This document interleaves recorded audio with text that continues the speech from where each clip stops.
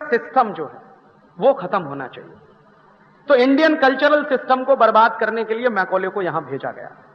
Macaulay जब यहां आया तो उसने इस देश का एक सर्वे कराया, और सर्वे करा के उसमें रिपोर्ट क्या आई?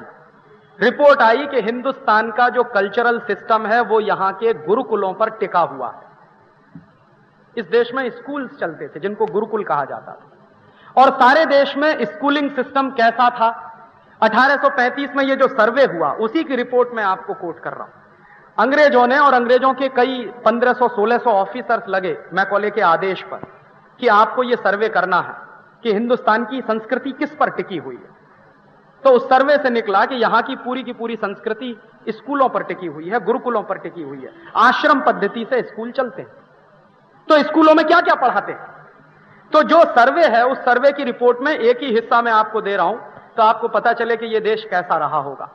मद्रास प्रेसिडेंसी में अंग्रेजों के सर्वे की रिपोर्ट बताती है 1835 में 1.5 लाख कॉलेज हैं पूरी प्रेसिडेंसी। और मैंने उस जमाने के अंग्रेजों के लैंड रेवेन्यू के रिकॉर्ड्स निकलवाए हैं इंडिया ऑफिस लाइब्रेरी से। उनको इसलिए निकलवाया कि यह पता करूं कि 1835-40 में मद्रास में गांव कितने हैं, कुल नंबर ऑफ विलेजेस कितना। तो टोटल गांव हैं 1,57,000 और कॉलेजेस कितने हैं? 1.5 लाख। 1,50,000 कॉलेज हैं। माने ऑन एन एवरेज हर गांव में एक कॉलेज है। और उस कॉलेज को अंग्रेज क्या कह रहे हैं अपनी टर्मिनोलॉजी में, उसी टर्मिनोलॉजी को मैं दे रहा हूं, हायर लर्निंग इंस्टीट्यूट्स, माने उच्च शिक्षा के कॉलेज हैं, कोई छोटे स्कूल नहीं है। स्कूलों के बारे में तो वो कह रहे हैं कि हर गांव में 2-3 हैं, लेकिन ये जो 1.5 लाख हैं ये कॉलेजेस हैं। और इन 1.5 लाख कॉलेजों में पढ़ाया क्या जाता है? अंग्रेजों का वही सर्वे बता रहा है कि इनमें से 1,500 कॉलेजेस तो सर्जरी के कॉलेजेस हैं जहां एमएस की डिग्री मिलती है। अब उसको एमएस नहीं कहते होंगे, एमएस अंग्रेजी का शब्द है, संस्कृत में बड़ी भारी डिग्री है। सर्जरी की शिक्षा देने वाले 1,500 कॉलेजेस हैं मद्रास प्रेसिडेंसी में। सारे देश की बात नहीं चल रही, 1/3 हिंदुस्तान की बात चल रही। और वो सर्जरी में पढ़कर निकलने वाले लोग कौन हैं? ये भी बड़ा मजेदार।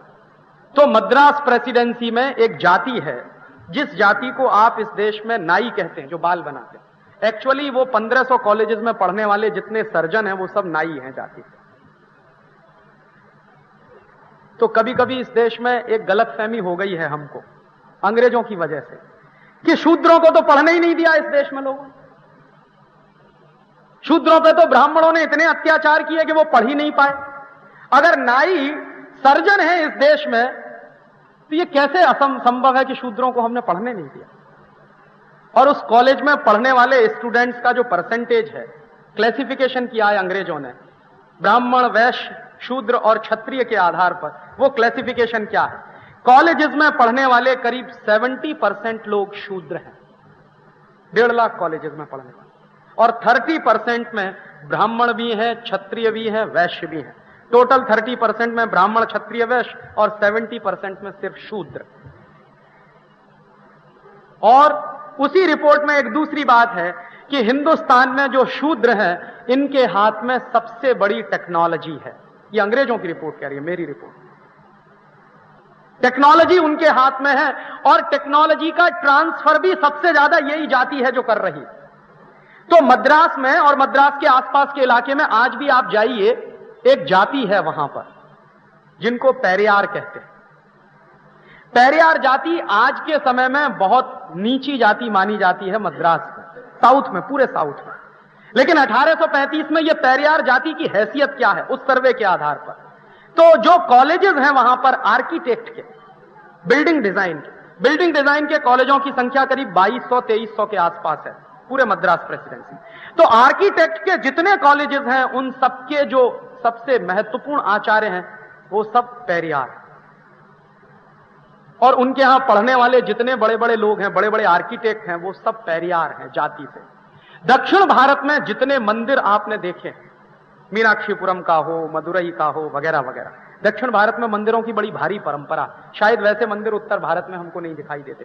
कंस्ट्रक्शन के हिसाब से, मंदिरों की डिजाइन के हिसाब से। और ऐसे अद्भुत अद्भुत मंदिर मैंने देखे हैं दक्षिण भारत में कि कि मंदिर में आप एक जगह खड़े हो जाइए एक कोने में और आवाज लगाइए तो 3 किलोमीटर दूर आपकी आवाज दूसरे को सुनाई दे जाए। डिजाइन का, कंस्ट्रक्शन का जो डिजाइन है वो। तो ये जो डिजाइन बनाने वाली जाति है ये है पेरियार। और पेरियार जातियों का सबसे बड़ा काम रहा है दक्षिण भारत में मंदिरों को बनाने का। तो मंदिर बनाने वाली ये जाति है जो पूरे दक्षिण भारत में सबसे मजबूत मानी जाती है। ये उनकी रिपोर्ट है अंग्रेजों की। बाद में क्या हुआ है, उसी पेरियार जाति को 1890 के बाद बर्बाद कर दिया अंग्रेजों ने। कैसे बर्बाद किया है? एक अंग्रेज ऑफिसर है जिसका नाम है A.O. ह्यूम, जिसने बाद में कांग्रेस बनाई है। यह मद्रास का कलेक्टर रहा। तो मद्रास के कलेक्टर की हैसियत से इस आदमी ने एक नोटिफिकेशन किया, कानून बना दिया। क्या कानून बना दिया? उस नोटिफिकेशन के पहले दक्षिण भारत के जितने मंदिर हैं वो पेरियार लोग बनाते हैं। A.O. ह्यूम ने नोटिफिकेशन किया कि आज के बाद पेरियार मंदिर नहीं बनाएंगे, और अगर बनाएंगे तो वो कानूनी अपराध होगा। कानून बना दिया उसने। कानून बना के उस जाति को मंदिर बनाने से रोक दिया उसने। तो नतीजा क्या हुआ? 50-60 साल के बाद ये जाति धीरे धीरे धीरे धीरे खत्म होती गई और आज बिल्कुल किनारे पर पड़ी हुई। अंग्रेजों ने ऐसे तोड़ा है भारतीय समाज को। सोसाइटी है इंडियन सोसाइटी। भारतीय संस्कृति की जो सबसे बड़ी विशेषता है कि पूरी की पूरी सोसाइटी इंटरडिपेंडेंट सोसाइटी रही है। इसको अंग्रेज इस्तेमाल करते हैं। मैं भी उसको मुहावरे में कहता हूं फेस टू फेस कम्युनिटी है। फेस टू फेस कम्युनिटी माने हर कम्युनिटी के पास कुछ विशेष किस्म का हुनर है, दूसरे के पास अपना हुनर है, दोनों का हुनर एक दूसरे के काम में आ रहा है। जैसे कोई है जो जूता बना सकता है, मुझे जूता पहनना है तो उसका बनाया हुआ जूता मैं खरीद रहा हूं, बदले में उसको मैं अनाज दे रहा हूं, गेहूं दे रहा हूं, चावल दे रहा हूं। मेरे गांव में धोबी है, उसको कपड़ा धोने का हुनर है तो वो कपड़ा धोकर मुझे दे रहा है, उसके बदले में मैं उसको गेहूं चावल मेरी दादी मां उसको देती है। मैं अभी भी गांव में जाता हूं तो देखता हूं। तो एक खास तरह की सोसाइटी है जिसके पास एक तरह का हुनर है, स्किल है। सब लोगों के पास सारे तरह के हुनर नहीं होते हैं। तो उन हुनर वाली सोसाइटीज को इस देश में शूद्र कहा गया और अंग्रेजों ने उनकी हैसियत नीचे गिराई। क्योंकि मैकॉले जब यह कह रहा है कि इंडियन सोसाइटीज को तोड़ना है, अगर अंग्रेजों के लिए गुलाम बनाना है, तो वो एक मुहावरा इस्तेमाल कर रहा। वो कह रहा है कि किसी भी खेत में दूसरी फसल लगाने से पहले उस खेत को खूब जमकर जोता जाता है। माने हिंदुस्तान के समाज में विदेशी संस्कृति लाने से पहले इसको जोत दो कस के, माने जो कुछ है वो नाश कर दो, उसके बाद उसमें ब्रिटेन की संस्कृति के बीज डालो, तब कुछ इसमें से निकलेगा। और वो क्या कर रहा है? वो दो बातें कह रहा है जो मैं आज के समय में आपसे शेयर करना चाहता हूं। वो कह रहा है कि भारतीय समाज की संस्कृति को बर्बाद करने के लिए दो चीजें बहुत जरूरी हैं जो मेरे समझ में आ गया है। पहली तो भारत की जो न्याय व्यवस्था है उसको तोड़ना, और दूसरी भारत की जो शिक्षा व्यवस्था है इसको तोड़ना। और भारत की शिक्षा व्यवस्था कितनी जबरदस्त है जिसका वो वर्णन कर रहा है। 1835 में इंग्लैंड में कोई जानता नहीं कि सर्जरी क्या होती। 1835 की बात कर रहा हूं। इंग्लैंड में सबसे पहले सर्जरी की पढ़ाई शुरू हुई है 1910-1911 में। हिंदुस्तान में उससे हजारों साल पहले सर्जरी पढ़ाई जा रही है। प्लास्टिक सर्जरी क्या होती है यह बात अंग्रेज जानते नहीं 1850-1860 तक। हिंदुस्तान में प्लास्टिक सर्जरी उसके कई सौ साल पहले से पढ़ाई जा रही है। मेरे पास एक अंग्रेज पुलिस ऑफिसर का स्टेटमेंट है, पब्लिश्ड स्टेटमेंट है। कर्नल कूट एक बड़ा ऑफिसर है जो हिंदुस्तान में लड़ने के लिए आया है, और यह लड़ा है हैदर अली के साथ। हैदर अली दक्षिण भारत का एक बड़ा राजा है, उससे कभी अंग्रेज जीत नहीं पाए। तो लड़ाई में कर्नल कूट हार जाता है और हैदर अली उसको मारता नहीं है, उसकी नाक काट लेता और कहता है कि तुम जाओ इंग्लैंड में, तब तुम बताना कि नाक कटवा के आए हो। हिंदुस्तान में उस समय मुहावरा चलता है, नाक कटवा दी माने बेइज्जती हो गई। तो हैदर अली कह रहा है कि तुम्हारी नाक काट के मैं ब्रिटेन भेजूंगा ताकि ब्रिटेन के लोग जाने कि तुम्हारी बेइज्जती हुई। कर्नल कूट की वो नाक काट लेता।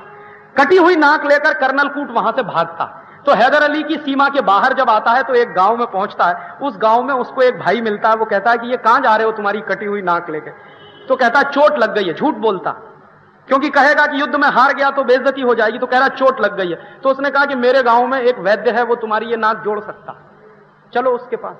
तो कर्नल कूट ने जो मेमोइर्स लिखे हैं उस पर से वो किताब है, उसमें उसने लिखा है कि 1.5 घंटे मेरा ऑपरेशन चला और उस 1.5 घंटे के बाद उस वैद्य ने मेरी नाक जोड़ दी। उसके बाद जब वो इंग्लैंड गया है वापस, तो उसका एक दोस्त है जो बड़ा सर्जन है लंदन में, उसको वो कहता है कि तुमको तो कुछ नहीं आता, जाके सीख के आओ, हिंदुस्तान में लोग देखो कितनी बड़ी सर्जरी करते हैं।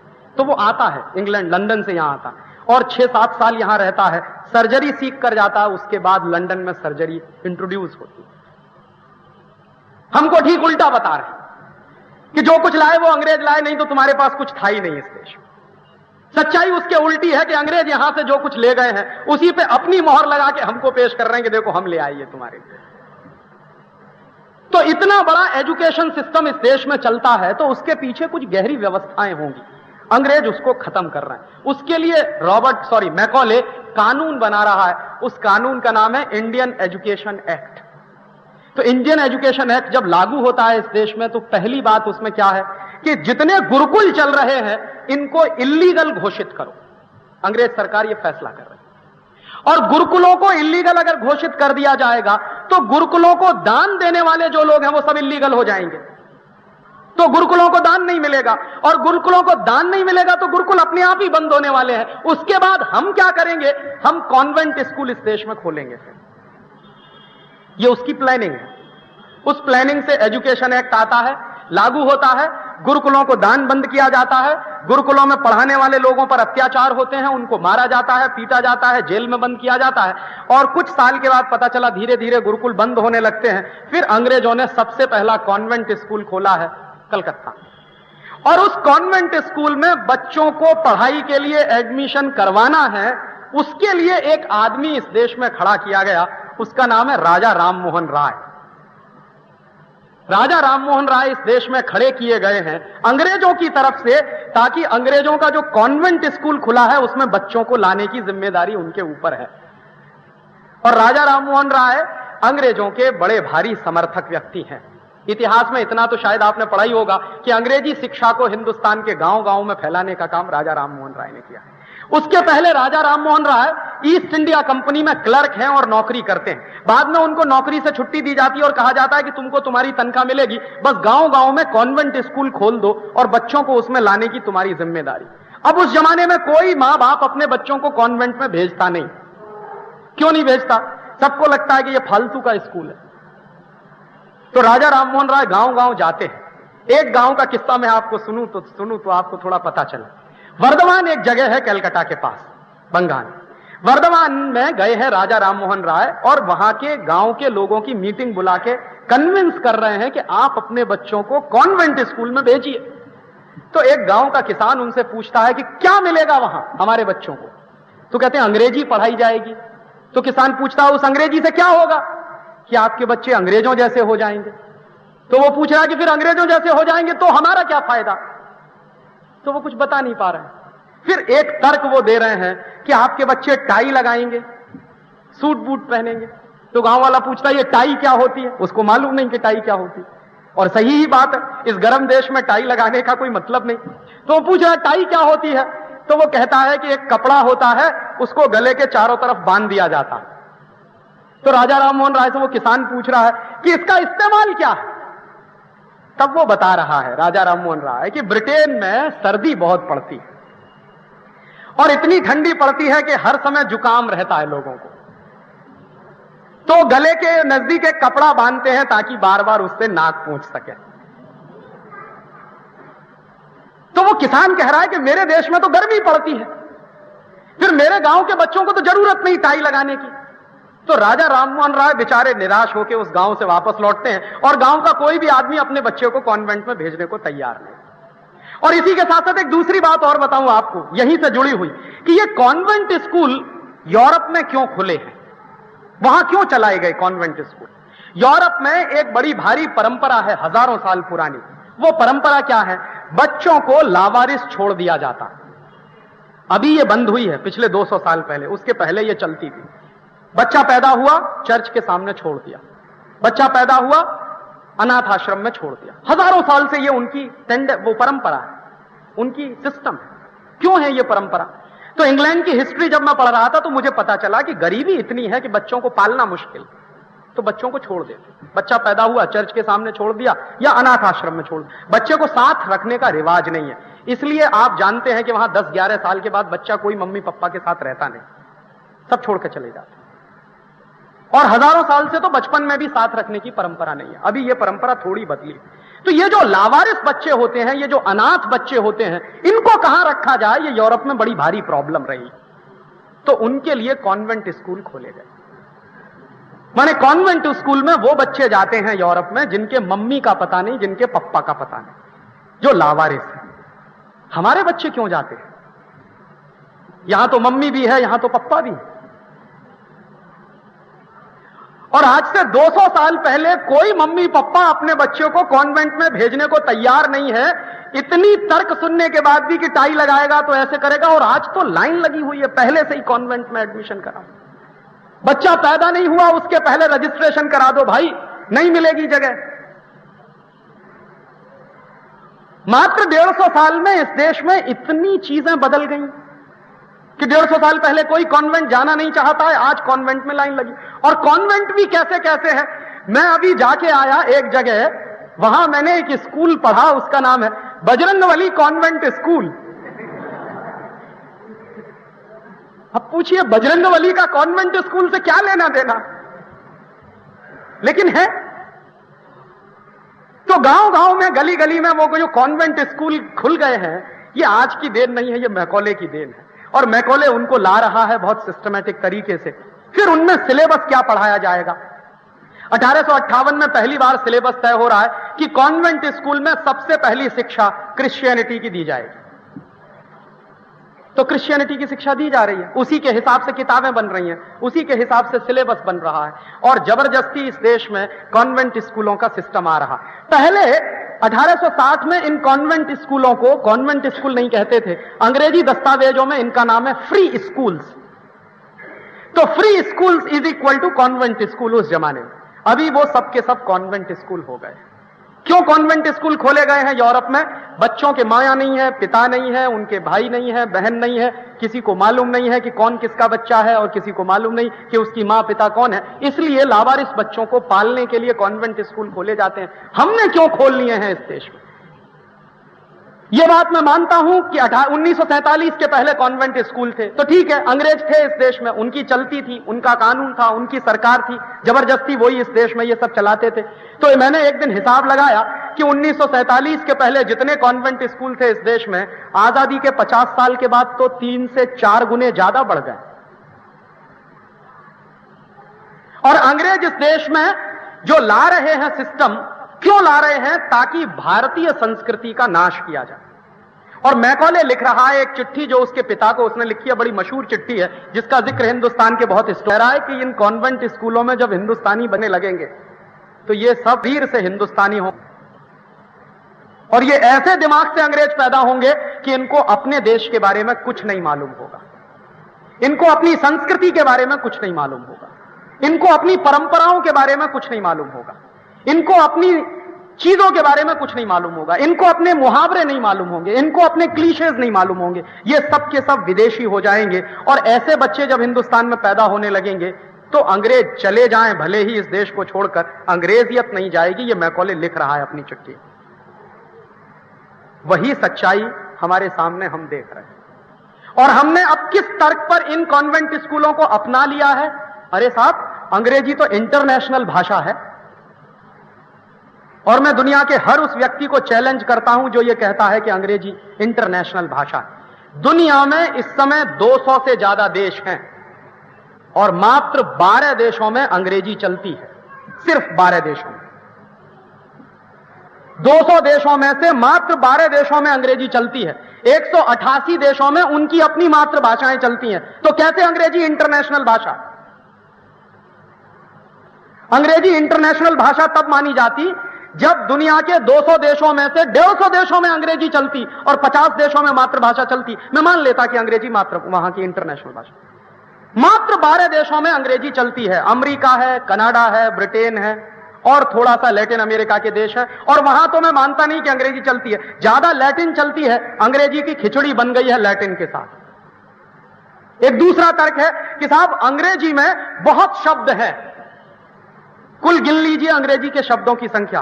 कोई भी बड़ी से बड़ी डिक्शनरी उठा लीजिए, चैम्बर्स ले आइए, चाहे ऑक्सफोर्ड ले आइए, चाहे कैम्ब्रिज की डिक्शनरी ले आइए, शब्दों को गिन लीजिए, उसमें ओरिजिनल शब्द कितने हैं और दूसरी भाषाओं से लिए गए शब्द कितने हैं, तो आपको पता चलेगा कि पूरी अंग्रेजी भाषा में उनके अपने ओरिजिनल वर्ड्स मात्र 12,000 हैं, ओनली 12,000। और अकेले गुजराती में ओरिजिनल शब्दों की संख्या 40,000 है, सिर्फ गुजराती में। हिंदी की तो बात छोड़ दीजिए। मराठी में ओरिजिनल शब्दों की संख्या 40 से 45,000 है। हिंदी में अपने ओरिजिनल शब्दों की संख्या 70,000 से ऊपर है। तो अंग्रेजी में शब्द हैं कहां के? फिर अंग्रेजी के शब्द सब चोरी किए हुए शब्द हैं, या तो फ्रेंच के हैं, या तो लैटिन के हैं, या तो ग्रीक भाषा के पुराने शब्द हैं, या तो इधर साउथ ईस्ट एशिया की कुछ लैंग्वेजेस चली हैं उनके शब्द हैं। अंग्रेजी के पास अपना कोई शब्द नहीं। और यह भाषा इतनी लाचार है, इतनी पंगु है कि चाचा हो, ताऊ हो, मामा हो, फूफा हो, सब अंकल, चाची हो, ताई हो, भाभी हो, नानी हो, सब आंटी, उनके पास इसके अलावा शब्द ही नहीं है। जिस भाषा में अपने रिश्तेदारों को कहने के शब्द नहीं हो, वो भाषा कैसे अच्छी भाषा माने?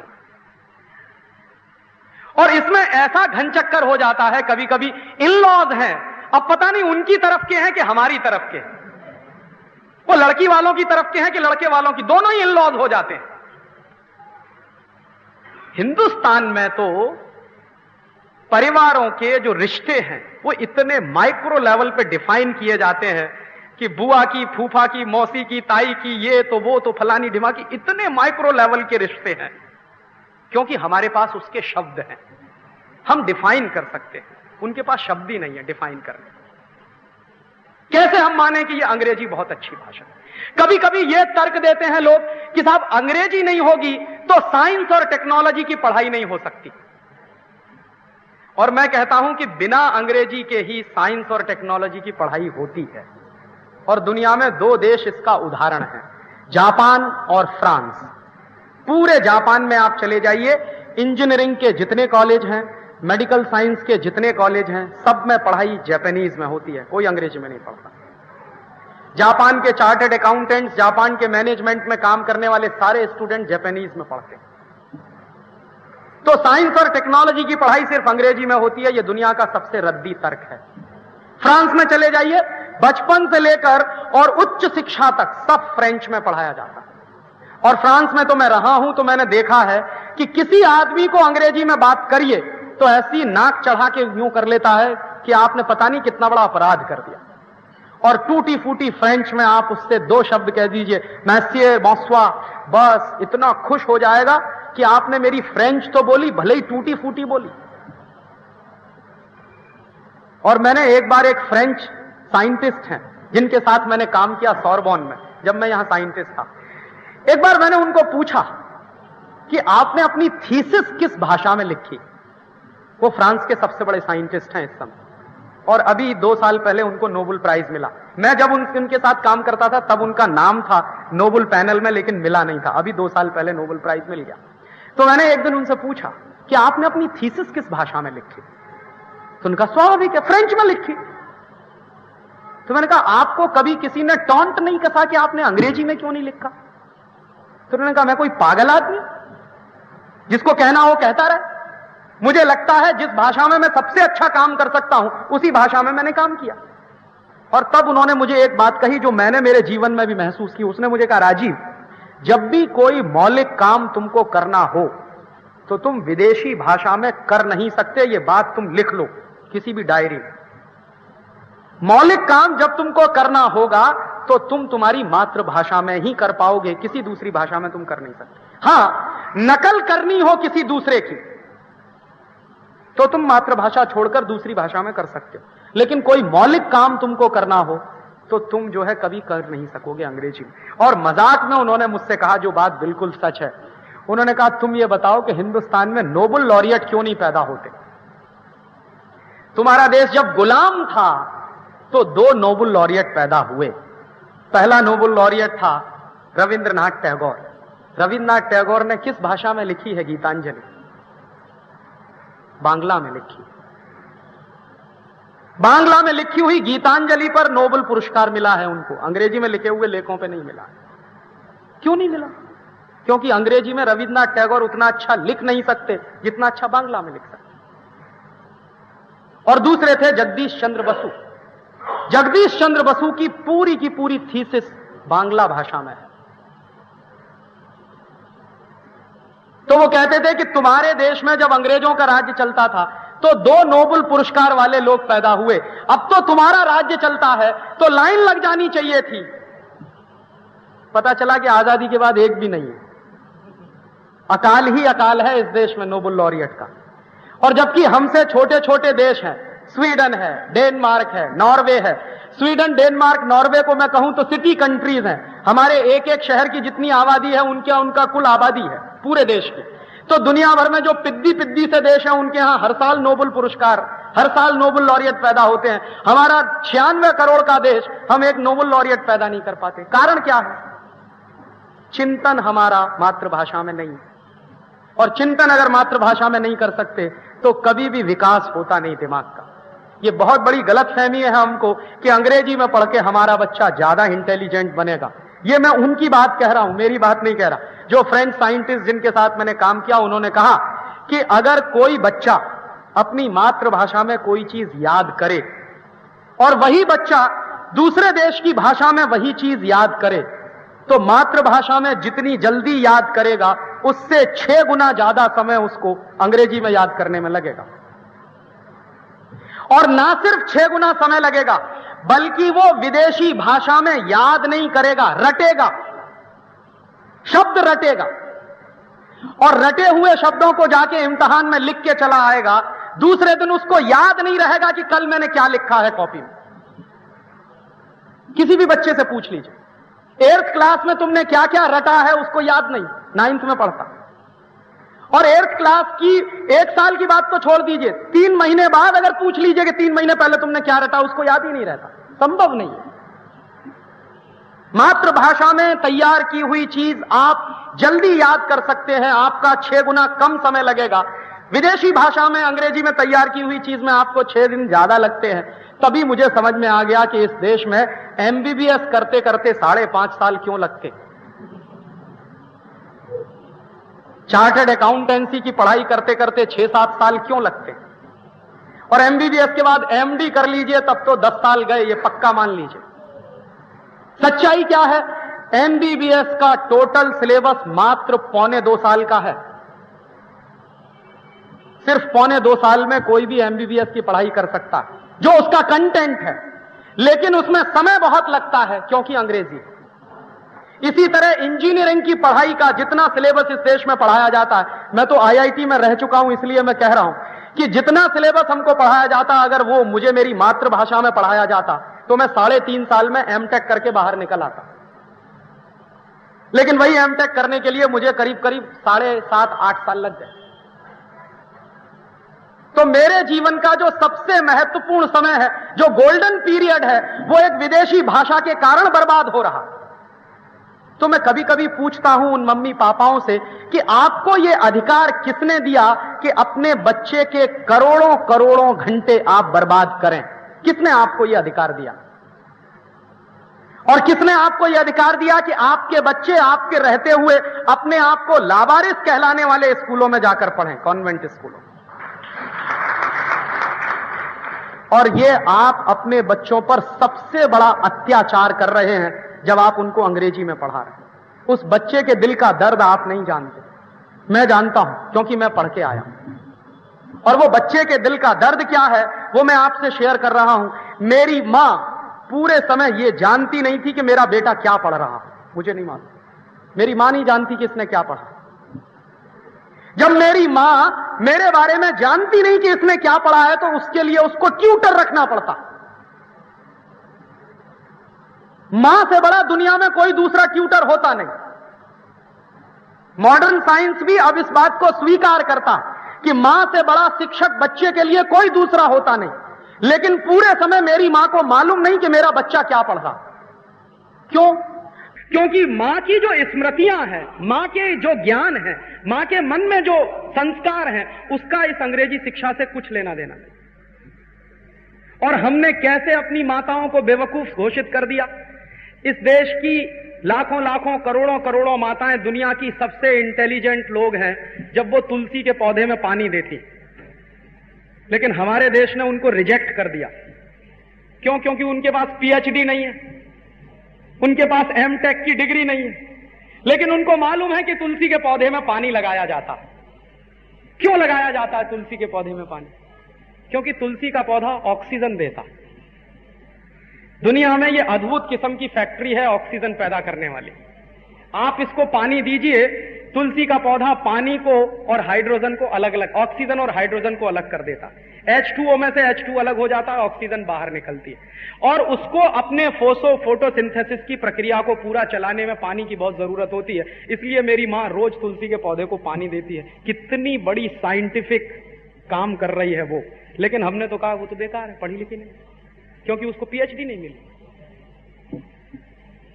और साक्षरता किसको करनी है? मेरी मां को कहने आएंगे कि तुम साक्षर हो जाओ, क्योंकि तुमको एबीसीडी लिखना नहीं आता।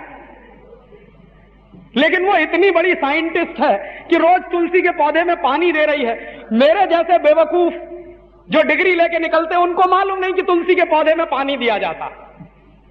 हमको नहीं पढ़ाया किसी ने कि तुलसी के पौधे में पानी दिया जाता है। मेरी मां को उसकी मां ने पढ़ाया कि तुलसी के पौधे में पानी दिया जाता है। कितना बड़ा वैज्ञानिक कर्म वो कर रही है, लेकिन हम कह रहे हैं वो तो पढ़ी लिखी नहीं है, क्योंकि साक्षर नहीं है।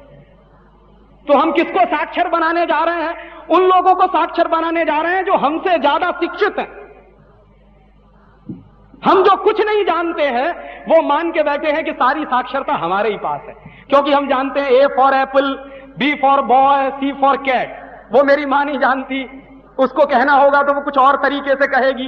वो आ फॉर अरिहंत कह देगी, लेकिन उसको ये नहीं मालूम ए फॉर एप्पल होता। तो हमने कह दिया कि वो तो बेकार है, वो तो पढ़ी लिखी नहीं है, उसको तो कुछ आता नहीं है, उसको साक्षर बनाना है। और सच्चाई ये है कि साक्षरता हमको उससे सीखनी चाहिए कि तुलसी के पौधे में पानी क्यों दिया जाता है। यह दुनिया का सबसे बड़ा वैज्ञानिक कर्म है। नीम का दातुन क्यों किया जाता है? यह दुनिया का सबसे बड़ा वैज्ञानिक कर्म है। ये वैज्ञानिक कर्म करने वाले लोग हिंदुस्तान के गांव गांव में रहते हैं, लेकिन हमने क्या किया है? वो ही बेवकूफ है, क्योंकि वो अंग्रेजी नहीं जानते। और हम अंग्रेजी जानने वाले लोग शायद दुनिया के सबसे बड़े इडियट हैं। ये मैं बहुत कन्विक्शन से कह रहा हूं, क्योंकि हम में से कोई भी आदमी वो काम कर नहीं सकता जो गांव का किसान करता। एक बार मैं एक गांव में गया तो एक किसान को मैंने देखा बैल को खोलते हुए और हल में जोतते हुए। तो मैंने थोड़ी देर 2 मिनट अपने मन में सोचा कि मान लो ये काम मुझे करना पड़े तो बैल कहीं होगा और मैं कहीं होऊंगा। मैं नहीं कर सकता उस काम को। बैल को कहां से खोलकर कैसे हल में लगाना है, ये स्किल उसके पास है। और जिस आदमी के पास इतना बड़ा स्किल है, उसको हमने कहा ये अनस्किल्ड लेबर है। ये तो अंग्रेजों की दी हुई परिभाषाएं, और ये सारी परिभाषाएं निकली कहां से है? इसी अंग्रेजी के एजुकेशन सिस्टम से। हमने होशियार किसको माना, हमने इंटेलिजेंट किसको माना? पटर पटर अंग्रेजी में 10-12 वाक्य जो बोल सके, भले ही ग्रामेटिकली वो इनकरेक्ट हो, लेकिन जो जितनी फास्ट अंग्रेजी बोले वो उतना इंटेलिजेंट। ये हमने मान्यताएं बना ली। जबरदस्ती गुजराती बोल सकते हैं, अच्छी मराठी बोल सकते हैं, इंप्रेशन जमाने के लिए धड़ाधड़ अंग्रेजी में बोलते चले जाए, ताकि सामने वाले पे रौब पड़े। किस पे रौब डाल रहे हो भाई? तुम तो खुद अपने मन में इतने हीन हो गए हो कि अपनी मातृभाषा में बात नहीं कर सकते। और जो समाज अपनी मातृभाषा से कट जाता है, उस समाज का कभी भला नहीं होता। जापान गुलाम हुआ था अंग्रेजों का। ये आज की बात नहीं है, 300 साढ़े 300 साल पुरानी बात है। और जापान में कॉन्वेंट स्कूल खोल दिए थे अंग्रेजों। उन कॉन्वेंट स्कूलों में पढ़ाने के लिए कुछ 5-1 लाख जेसुइट्स लोगों की फौज खड़ी की गई थी जापान में। जापान जब आजाद हो गया ब्रिटेन की गुलामी से, तो जापानीज लोगों ने सबसे पहला काम जानते हैं क्या किया था? अंग्रेजी स्कूलों का नाश कर दिया था। और उस दिन के बाद से जापानीज लोगों ने संकल्प लिया था कि कोई बच्चा अंग्रेजी में नहीं पढ़ेगा, सब बच्चे जापानीज में पढ़ते हैं। और आज दुनिया में जापान की इकोनॉमी अमेरिका की इकोनॉमी से टक्कर ले रही है। चाइना एक दूसरा देश, कोई भी बच्चा वहां अंग्रेजी में नहीं पढ़ता। और चाइना की इकोनॉमी दुनिया में इस समय 2nd लार्जेस्ट इकोनॉमी मानी जाती है। सबसे ज्यादा वाइब्रेंट इकोनॉमी है चाइना की इकोनॉमी। ऐसे ही दुनिया में फ्रांस है, कोई अंग्रेजी में नहीं पढ़ता, लेकिन फ्रांस यूरोप में इस समय काफी आगे है।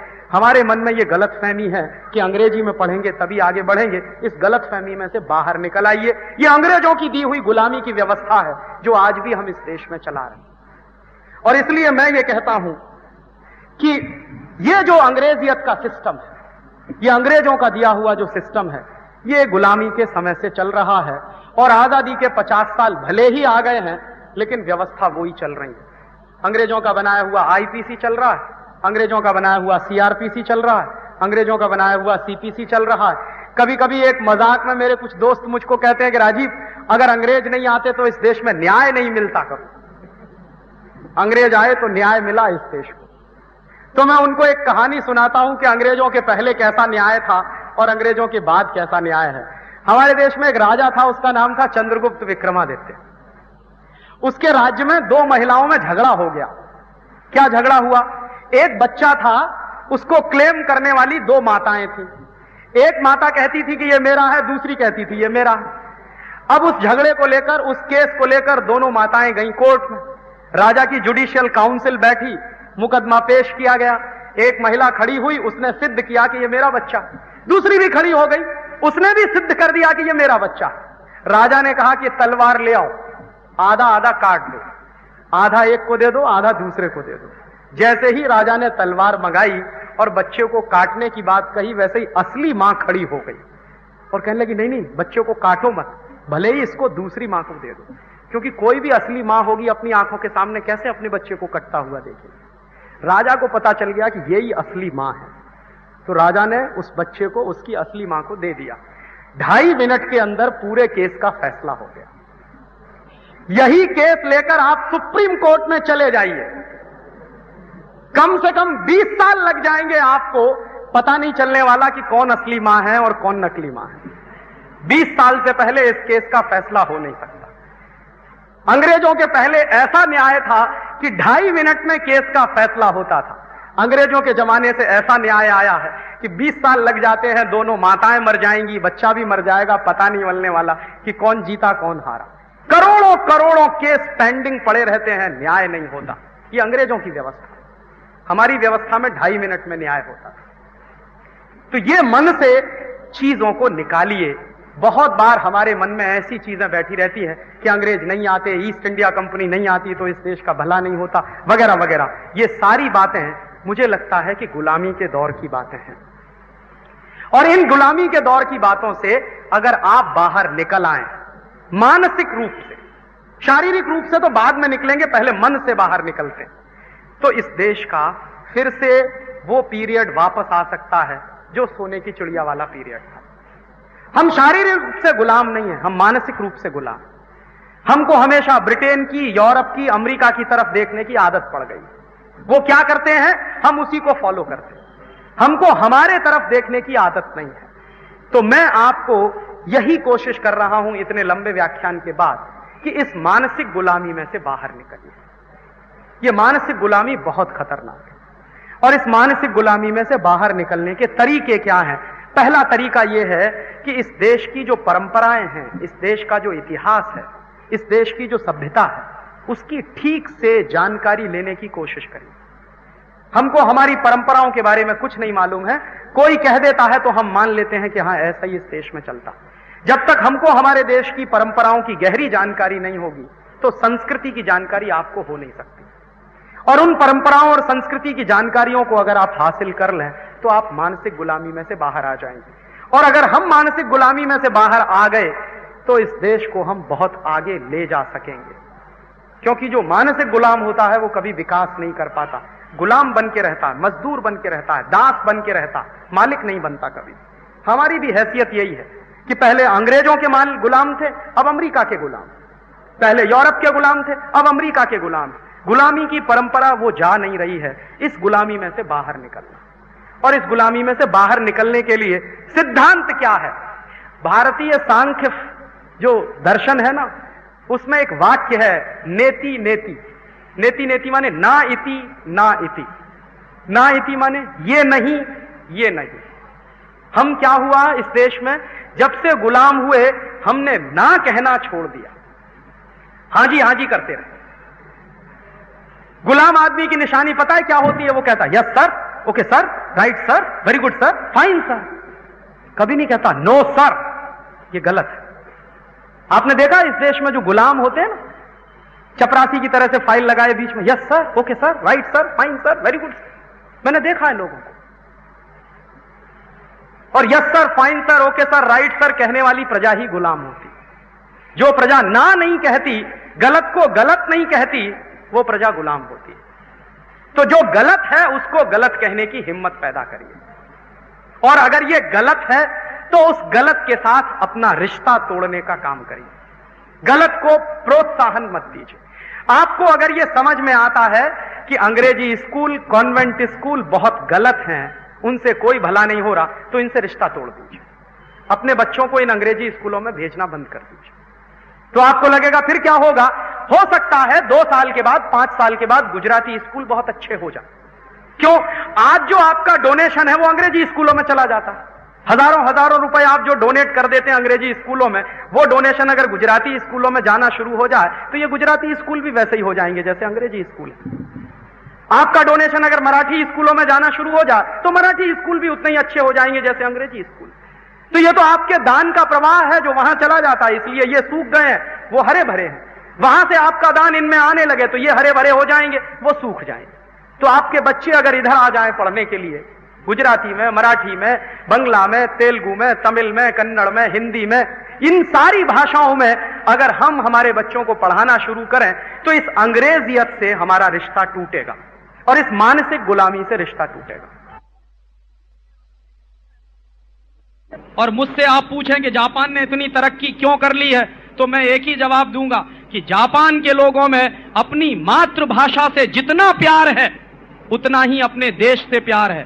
जिस देश के लोग अपनी मातृभाषा से प्यार नहीं करते वो कभी देश से प्यार करते नहीं है, झूठा दिखावा करते हैं। जो अपनी मातृभाषा को नहीं मानता वो देश को कैसे मानेगा? इसलिए जापान के बच्चों में बचपन से कूट कूट कर नेशनैलिटी की भावना भरी जाती है। और हम हिंदुस्तान के प्रधानमंत्री हैं जो अंग्रेजी में बात करते हैं उनके साथ।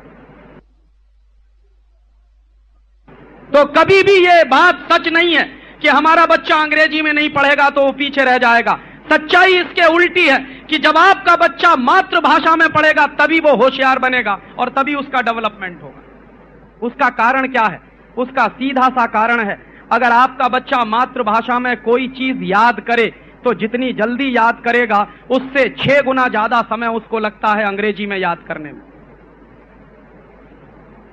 अगर कोई सवाल आपका बच्चा आधा घंटे में याद कर सकता है गुजराती में, तो वही सवाल याद करने के लिए उसको कम से कम 3 घंटा लगेगा। तो क्या हो रहा है? इस देश का हर वो विद्यार्थी जो अंग्रेजी माध्यम से पढ़ रहा है, वो विद्यार्थी अपने जीवन में 6 गुना ज्यादा समय बर्बाद कर रहा है। और इस हिसाब से अगर हम माने इस देश में विद्यार्थियों की कुल संख्या अगर 10 करोड़ की है तो हिंदुस्तान के विद्यार्थियों का 60 करोड़ घंटे का समय हम बर्बाद कर रहे हैं सिर्फ इसलिए कि उनको अंग्रेजी माध्यम में पढ़ाया जाए। और कई लोग मुझको कहते हैं कि राजीव भाई, अंग्रेजी बहुत बड़ी अच्छी भाषा है, अंग्रेजी बहुत समृद्ध भाषा है। और उनको मैं ये तर्क देता हूं कि किसी भी भाषा की समृद्धि इस बात से तय होती है कि उसमें कितने शब्द हैं। और अंग्रेजी भाषा में कुल मिलाकर मात्र 12,000 शब्द हैं और मात्र 12,000 शब्दों वाली भाषा है अंग्रेजी। गुजराती भाषा में कुल मिलाकर इस समय 40,000 शब्द हैं। तो समृद्ध भाषा गुजराती है या अंग्रेजी है? मराठी भाषा में इस समय 48,000 से ज्यादा शब्द हैं। और हिंदी की बात मैं करना शुरू करूं तो हिंदी में लगभग 70 से 80,000 शब्द हैं। तो समृद्ध भाषा अंग्रेजी नहीं है, समृद्ध भाषा गुजराती है, मराठी है, हिंदी है, तेलुगु है, तमिल है, कन्नड़ है, मलयालम है। ये सारी भाषाएं समृद्ध हैं। और एक जानकारी और दे दूं, अंग्रेजी दुनिया की सबसे रद्दी भाषा है। क्यों? क्योंकि इस भाषा के नियम कभी भी एक जैसे नहीं होते। दुनिया में सबसे अच्छी भाषा वो मानी जाती है जिसके नियम हमेशा से एक जैसे हों। जैसे संस्कृत भाषा के जो नियम आज से 1000 साल पहले थे वही नियम आज भी हैं। लेकिन ये बात आप अंग्रेजी के बारे में नहीं कह सकते। अंग्रेजी में आज से मात्र 200 साल पहले दिस लिखा जाता था TIS और आज लिखा जाता है THIS। मात्र 200 साल पहले दिस लिखते थे TIS करके और आज लिखते हैं THIS। ये क्या चक्कर है? अंग्रेजी में मात्र 150 साल पहले जिन शब्दों की स्पेलिंग अलग होती थी, उन शब्दों की स्पेलिंग बदल गई है, बहुत बड़े पैमाने पर बदल गई। और अंग्रेजी भाषा एक ऐसी भाषा है जिसमें पता ही नहीं चलता, प्रोनंसिएशन कभी एक जैसा होता नहीं, एक्सेंट कभी एक जैसा होता नहीं। ऑस्ट्रेलिया में आप जाइए, कोई भाई आपसे कहेगा, अगर उसको कहना है टुडे, तो ब्रिटेन में जाइए तो टुडे कहेगा, ऑस्ट्रेलिया चले जाइए तो कहेगा टुडाई टुडाई टुडाई। तो कभी कभी मुझे आश्चर्य होता था कि टुडाई माने क्या होता है, TO2 और DIE माने मरने के लिए, और जबकि वो कह रहा है आज माने टुडे। समझ में ही नहीं आता। स्कॉटलैंड में चले जाइए एक प्रोनाउंसिएशन मिलेगा, आयरलैंड में चले जाइए दूसरा मिल जाएगा, इंग्लैंड में आ जाइए तीसरा मिल जाएगा, ऑस्ट्रेलिया चले जाइए चौथा मिल जाएगा, अमेरिका पहुंच जाइए पांचवा मिल जाएगा। अमेरिका और ब्रिटेन में यही झगड़ा होता है, एक की अंग्रेजी में Z का ज्यादा प्रयोग करते हैं, दूसरे में S का ज्यादा प्रयोग करते हैं। कोई नियम ही नहीं बना पाए आज तक वो इस बात के लिए। इस हिसाब से तो अंग्रेजी दुनिया की सबसे रद्दी भाषा। और फिर एक जानकारी और दे दूं, बहुत लोग ये तर्क देते हैं कि अंग्रेजी इंटरनेशनल लैंग्वेज है, और मैं आपको बता रहा हूं कि सारी दुनिया में मात्र 12 देश हैं जहां की मातृभाषा अंग्रेजी है, बाकी 188 देशों की मातृभाषा अंग्रेजी नहीं है। बाकी 188 देश जो हैं उनकी मातृभाषाएं अंग्रेजी से अलग हैं। तो दुनिया में अगर 200 देश हैं और उन 200 देशों में मात्र 12 देशों में अंग्रेजी मातृभाषा है, तो ये अंग्रेजी इंटरनेशनल लैंग्वेज कैसे हो गई? ये तो माइनॉरिटी की लैंग्वेज है। और जनसंख्या के हिसाब से देखना शुरू कर दीजिए तो अंग्रेजी बोलने वालों की जनसंख्या दुनिया में मुश्किल से कुल जनसंख्या का 2-3% है बस, मुश्किल से 2-3%। पूरी दुनिया की अगर कुल जनसंख्या हम माने 6 अरब की, 600 करोड़ की, तो उसमें मुश्किल से 3% लोग हैं जो अंग्रेजी बोलते हैं या समझते हैं, बाकी सारे के सारे लोग नॉन अंग्रेजी वाले लोग हैं। तो कैसे मैं मान लूं कि ये इंटरनेशनल लैंग्वेज है? उस हिसाब से अगर मानी जाए तो दुनिया में इंटरनेशनल लैंग्वेज तो चाइनीज हो सकती है, क्योंकि सबसे ज्यादा लोगों द्वारा चाइनीज बोली जाती है दुनिया में। और दूसरे नंबर की अगर कोई भाषा हो सकती है तो वो हिंदी ही हो सकती है, क्योंकि चाइनीज के बाद हिंदी सबसे ज्यादा लोगों द्वारा बोली जाने वाली भाषा है। और अंग्रेजी सबसे रद्दी भाषा जानते हैं क्यों है? क्योंकि अंग्रेजी में चाचा अंकल है, ताऊ भी अंकल, मामा भी अंकल है तो मौसा भी अंकल है, फूफा भी अंकल है तो फूफा जैसा भी कोई अंकल है, चाची आंटी है, ताई भी आंटी है, मामी भी आंटी है, मौसी भी आंटी है। अब जरा बताइए कि मामी और मौसी में कितना फर्क है? जरा बताइए तो सही कि क्या मामी और मौसी दोनों बराबर हो सकती है? या मामा और ताऊ दोनों एक हो सकते हैं क्या? या काका और मामा दोनों एक हो सकते हैं क्या? उनके यहां तो सब आंटी हैं या अंकल हैं। जानते हैं चक्कर क्या? चक्कर यह है कि उनके पास अपने रिश्तों को डिफाइन करने के लिए शब्द नहीं है, और जिस भाषा में अपने रिश्तों को डिफाइन करने के शब्द नहीं हो वो सबसे रद्दी भाषा है। ये खामखा की गलतफहमी हमारे मन में आ गई है कि अंग्रेजी बड़ी ऊंची भाषा है। ये तो चूंकि अंग्रेज आ गए और हम उनके गलती से गुलाम हो गए, इसलिए अंग्रेजी आ गई इस देश में। अगर अंग्रेज नहीं आए होते तो शायद संस्कृत इस देश की राष्ट्रभाषा होती। और आज आपको एक जानकारी और दे दूं, दुनिया में कंप्यूटर के लिए सबसे ज्यादा वैज्ञानिक भाषा अगर कोई है तो वो संस्कृत है। और ये सारे वैज्ञानिक कह रहे हैं कंप्यूटर चलाने के लिए जो बेस्ट एल्गोरिथम तैयार किया गया है वो संस्कृत की मदद से तैयार हुआ। दुनिया में अमेरिका में जो सुपर कंप्यूटर चल रहे हैं, उन सुपर कंप्यूटर्स की प्रोग्रामिंग अब संस्कृत में तैयार करने की कोशिश चल रही। शायद आप नहीं जानते, आपसे ज्यादा संस्कृत पर रिसर्च इस समय जर्मनी में चल रही है। काहे को चल रही है? क्यों? पागल नहीं है वो लोग। वो जानते हैं कि इस भाषा में कितना खजाना छुपा हुआ। वो जानते हैं कि इस भाषा में, हिंदुस्तान में लाखों लाखों दस्तावेज अभी भी रखे हुए हैं संस्कृत में, जिनमें बेशकीमती खजाने छुपे हुए हैं। और आपको आपकी भाषा से काटकर एक विदेशी भाषा में डाल दिया गया है, और ये विदेशी भाषा में बहुत गहरा असर दिमाग पर पड़ता है। मैं चैलेंज के साथ कहता हूं, कोई भी बड़े से बड़ा 30 मार्खा अंग्रेजी बोलता है तो जानते हैं क्या करता है? पहले मातृभाषा में सोचता है, फिर उसको ट्रांसलेट करता है, माने 2 गुनी मेहनत करता है, तब अंग्रेजी बोलता है। और आपको एक जानकारी और दे दूं, आप अपने जीवन के अत्यंत निजी क्षणों में मातृभाषा इस्तेमाल करते हैं, कभी दूसरी भाषा निकलती नहीं मुंह से। जब बीमार होते हैं, कष्ट होता है, तो मां निकलता है मुंह से, मम्मी नहीं निकलता, मदर नहीं निकलता, मॉम नहीं निकलता। क्यों? और जब आप बहुत ज्यादा गुस्सा होते हैं तो भी गाली मुंह में मातृभाषा में ही निकलती है, अंग्रेजी में नहीं निकलती। तो आप अपने जीवन के जितने व्यस्ततम निजी क्षण होते हैं अपनी मातृभाषा में ही बात कर सकते हैं, और तब इस बच्चे को जिसको आपने अंग्रेजी में डाल दिया है उसके ऊपर कितना बोझा पड़ता है इसका आपको अंदाजा नहीं है। आप अपने घर में मातृभाषा में बातें करते हैं, कच्छी में बातें करते हैं, गुजराती में बातें करते हैं, बच्चा उसी को सुनते सुनते सीखता है। बच्चा सीखता कैसे है? बच्चा सीखता है नकल करके। तो जिस तरह से आप प्रोनाउंशिएट करते हैं वैसे ही बच्चा प्रोनाउंशिएट करने की कोशिश करता है, और उससे उसकी भाषा का विकास होता है। तो स्वाभाविक रूप से जो वो सीख कर आया है उसके ठीक उल्टी भाषा में आप उसको पढ़ने के लिए मजबूर करते हैं। तो नतीजा क्या निकलता है? नतीजा निकलता है कि वो बच्चा फिर पढ़ता नहीं है, रटता है चीजों को। और अगर मैं गुजराती में कहूं तो पोपट हो जाता है। तो जो पोपट हो जाता है बच्चा, उसकी एक खासियत होती है। किसी भी बच्चे को आप पढ़ाइए, मान लीजिए आपका बच्चा कक्षा 8 में पढ़ता है और उसका इम्तिहान हुआ है, तो इम्तिहान के लिए वो रटेगा और रटने के बाद इम्तिहान में लिख कर आएगा। 2 दिन बाद आप उससे पूछ लीजिए, उसको कुछ भी याद नहीं है कि उसने क्या लिखा 2 दिन पहले। 2 दिन बाद वो भूल जाएगा उसने क्या लिखा। 1 साल की तो बात ही छोड़ दीजिए, मुझे खुद याद नहीं है अंग्रेजी में जितनी चीजें मैंने रटी हैं, वो मुझे खुद याद नहीं, आज मुझे खुद याद नहीं। और इस अंग्रेजियत की शिक्षा व्यवस्था कैसा सत्यानाश करती है वो मैं मेरा एक उदाहरण आपको देना चाहता हूं। मैं कक्षा 9 में जब पढ़ता था तो मुझको मार मार के एक फॉर्मूला सिखाया गया मैथमेटिक्स का, x + y का whole square is equal to x² + 2xy + y²।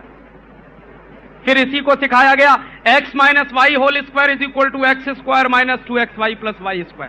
अक्सर क्या होता था, मैं भूल जाता था। क्या भूल जाता था? x + y में प्लस होगा, x - y में प्लस होगा, इसी में अक्सर भूल जाता था। तो अक्सर क्या होता था कि x + y में -2xy लिखता था या x - y में +2xy लिखता था। अक्सर गणित में मेरे नंबर कट जाते थे तो मेरी पिटाई होती थी, और उस पिटाई के डर की वजह से मैंने एक बार 3 महीने सारी पढ़ाई बंद करके ये दोनों फॉर्मूले रटना शुरू किया, और 3 महीने रटता रहा। 10 किलो कॉपी मैंने भर दी होगी इन 2 फॉर्मूलों को रटने के लिए। लेकिन आज मैं कह रहा हूं कि इन दोनों फॉर्मूलों का मेरे जीवन में कोई इस्तेमाल नहीं। मैं 2 वर्ष तक एक रिसर्च प्रोजेक्ट में काम भी करता रहा वैज्ञानिक की हैसियत से, उस समय भी मेरे जीवन में इन दोनों फॉर्मूलों का कोई इस्तेमाल नहीं हुआ। और इन दोनों फॉर्मूलों को तैयार करने में मैंने मेरे जीवन का 3 महीना लगा दिया। पिटाई खाई, डांट खाई, अध्यापक से बेइज्जती सहन की कि तुम नालायक हो, तुमको ये 2 फॉर्मूले भी याद नहीं होते। तो इतनी पिटाई हुई, इतनी बेइज्जती हुई क्लास में, क्योंकि ये 2 फॉर्मूले याद नहीं होते थे। और इतना समय बर्बाद करके मैंने जो 2 फॉर्मूले याद किए, उनका मैं करूं क्या अपने जीवन में? और ऐसा एक नहीं है, मैं आपको सैकड़ों हजारों उदाहरण दे सकता हूं कि जो कुछ आपके बच्चे याद कर रहे हैं, जो कुछ आपके बच्चे पढ़ रहे हैं, उसमें से मुश्किल से 5% उनके जीवन में काम आने वाला है। 95% तो बेकार ही जाने वाला है। और लाद लाद के बोझा हमारे बच्चों पर, जानते हैं क्या बना रहे हैं? हमारे बच्चों को गधा बना रहे हैं। गधा क्या होता है? बोझा लादते जाइए, लादते जाइए, लादते जाइए। ऐसे ही हम हमारे बच्चों पर सिलेबस का बोझा लादते ही जा रहे हैं, लादते ही जा रहे हैं, लादते ही जा रहे हैं। माने हम हमारे बच्चों को गधा बना रहे हैं। इतना होमवर्क, ट्यूशन पढ़ाने आए वो भी होमवर्क देता है, स्कूल में पढ़ने जाए वहां भी होमवर्क मिलता है। और मैं आपको कह रहा हूं कि जो होमवर्क इनके टीचर्स देते हैं बच्चों के, उनसे पलटकर पूछ लीजिए, उनको नहीं आता वो होमवर्क कैसे होने वाला। मेरे एक बड़े परिचित दोस्त हैं हरीश भाई, उनका छोटा सा बच्चा कॉन्वेंट स्कूल में पढ़ता। अभी एक दिन मैं उनके घर गया तो रो रहे थे, बड़े उदास थे, कहने लगे इसकी टीचर ने होमवर्क दे दिया। क्या होमवर्क दे दिया है? साइकिल के पूरे अस्थि पंजर के नाम लिख के ले आओ और उनका नाम लिखते हुए एक एक वाक्य इस्तेमाल कर लाओ। तो मैंने उस बच्चे से कहा कि अपनी टीचर को जाके कहना कि तुम एक एक वाक्य बनाकर दे दो, तब मैं देखता हूं कि वो कितनी पढ़ी लिखी है। जो होमवर्क अध्यापक नहीं कर सकते वो बच्चों पे लाद देते, और बाद में क्या होता है, उसकी खुन्नस निकालने के लिए बच्चों को मारते हैं, पीटते हैं, उनको डांटते हैं, उनकी बेइज्जती करते हैं और बच्चों का दिमाग कुंठित कर देते हैं। ये जो शिक्षा व्यवस्था है ये बच्चों को गधा बनाने वाली व्यवस्था है, और मैकॉले ने इसलिए इस देश में ये व्यवस्था चालू की थी ताकि इस देश के बच्चे गधे बने, इंटेलिजेंट नहीं बने। और ये इसी शिक्षा व्यवस्था का परिणाम है जो इस देश में दिखाई देता है। जब हम गुलाम थे तब इस देश में 2 नोबेल लॉरियट पैदा हुए थे, अब आजादी आ गई है तो एक का भी पता नहीं है इस देश में। और हमसे पिद्दी पिद्दी से देश हैं दुनिया में जहां हर साल कोई ना कोई नोबेल लॉरियट पैदा हो जाता है। ये नोबेल लॉरियट जानते हैं कौन होता है? जो बच्चा मौलिक काम करता है, कुछ नया काम करता है, वो नोबेल प्राइज पाता है। नोबेल प्राइज पाने के लिए पीएचडी करना जरूरी नहीं है, बीटेक एमटेक करना जरूरी नहीं है। न्यूटन कक्षा 9 में फेल हो गया था, उस न्यूटन को हम सब याद करते हैं। आइंस्टीन कक्षा 10 के आगे पढ़ नहीं पाया कभी, उस आइंस्टीन को हम याद करते हैं। मैक्स प्लैंक ने इतनी बड़ी थ्योरी दी सारी दुनिया में, E = h², वो E = h² थ्योरी देने वाला मैक्स प्लैंक कभी स्कूल गया नहीं, उसने स्कूल का मुंह नहीं देखा। शेक्सपियर कभी किसी विद्यालय में से पीएचडी करके नहीं आया। और हमारे देश में देखिए, तुलसीदास ने कौन से विश्वविद्यालय में से पीएचडी ली थी जरा बताइए? और उनकी लिखी हुई रामचरितमानस हिंदुस्तान के गांव गांव में गाई जाती। महर्षि वेदव्यास ने कौन सी यूनिवर्सिटी से डिग्री ली थी जो उनकी महाभारत सारे देश में गाई जाती और उस पर रिसर्च की जाती? डिग्री लेने से कभी इंटेलिजेंट होने का कोई वास्ता नहीं, बल्कि इस देश में तो यह सिद्ध हुआ है जिसने डिग्रियां नहीं ली हैं वो इंटेलिजेंट हुए हैं इस देश में, और उन्होंने मौलिक काम किए। डिग्री लेने वाले तो बोझे के नीचे दबे रहते हैं, उनका मेंटल डेवलपमेंट नहीं हो पाता। और तब मैं आपसे कुछ कहने आया। समय हो गया है मुझे गाड़ी पकड़नी, रात को मुझे सूरत जाना, इसलिए यह व्याख्यान मुझे यहीं खत्म करना पड़ेगा। लेकिन कंक्लूड करते हुए 2-3 बातें कहना चाहता हूं कि इस देश में जो गुलामी का माहौल अंग्रेजों के जमाने में था वही गुलामी आज भी चल रही। जो शिक्षा व्यवस्था अंग्रेजों के जमाने में थी वही आज भी चल रही है।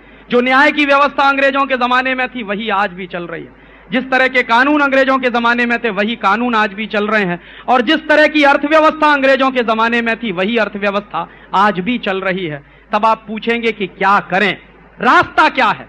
इसमें से रास्ता 2 ही है। पहला रास्ता यह है कि जिस दिन आप जग जाएं उसी दिन सवेरा मान लीजिए। अब तक आप सो रहे थे, ठीक है, मालूम नहीं था, जानकारी नहीं थी, लेकिन अगर आज आप जग गए हैं तो मान लीजिए आज ही सवेरा है। तो उस सवेरे की शुरुआत कैसे करें? अपने अपने बच्चों को कॉन्वेंट स्कूल में से बाहर निकाल लीजिए, उनको गुजराती माध्यम के स्कूल में भेजिए, और गलती से भी कभी किसी को यह सलाह मत दीजिए कि अपने बच्चों को अंग्रेजी माध्यम में पढ़ाओ, क्योंकि इस अंग्रेजियत की व्यवस्था को अगर बदलना है तो आपके बच्चों को अपनी मातृभाषा में पढ़ना ही पड़ेगा, नहीं तो वो अंग्रेजियत में ही फंसते चले जाएंगे।